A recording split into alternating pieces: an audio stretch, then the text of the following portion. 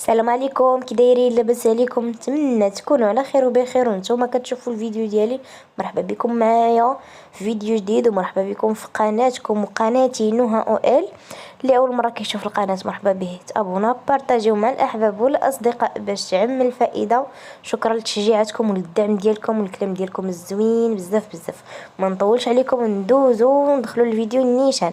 عندي هنا رفيسه بواحد الطريقه بنينه وسهله بزاف، دغيا كتوجد ولذيذه بزاف صراحه. اللي كلا عندي رفيسه كيقول لي زعما اشنو السر ديالها. المهم انا غنوريكم. هنايا خديت كوكوط او طنجره ديال الضغط، درت فيها بصيله مشلضه رقيقه، وحكيت فيها 3 دروس ديال الثومه صغارين.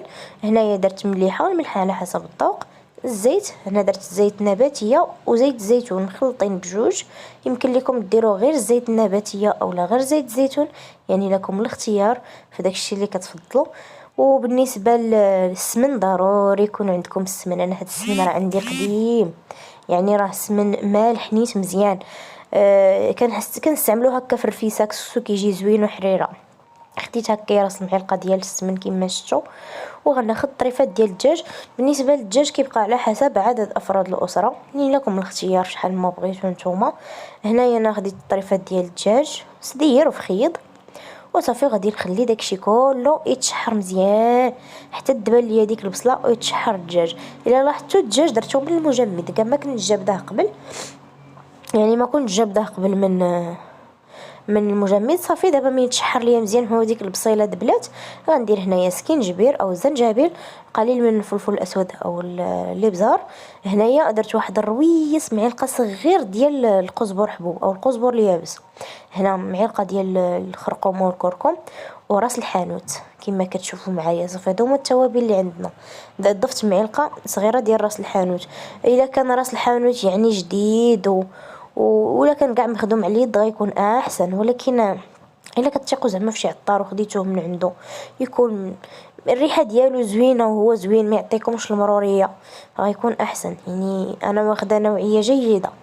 كما كتشوفوا خليت التوابل تشحروا مع ديك البصيله وداك الدجاج مزيان.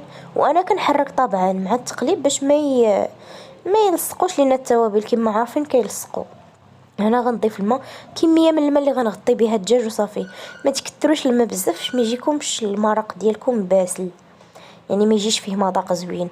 ما تكثروش الماء بزاف. هنا كما كتشوفوا مني غلى ليا داك الماء، خديت 2 بصيلات صغار، يمكن ديروا غير وحده كبيره، قطعتهم شرائح بشكل طولي على هذا الشكل هذا. المهم قطعوها كما بغيتوا، هي تلوحوها هكا في الاخر كتجي زوينه وكتختر لينا ديك المريقه. وصافي كنحركها مزيان في هذاك الماء اللي راه غلى ليا مزيان. ما تلوحوش البصله والماء بارد، يعني ما يكونش الماء بارد تلوحوا فيه البصله، خليوه حتى يغلى. هنا درت واحد الحزيمه ديال او ربيطه قزبر والمعدنوس اللي مخلطين مغسولين مزيان بطبيعه الحال، وعقدتهم هكا بلاستيك غذائي اللي نظيف نقي.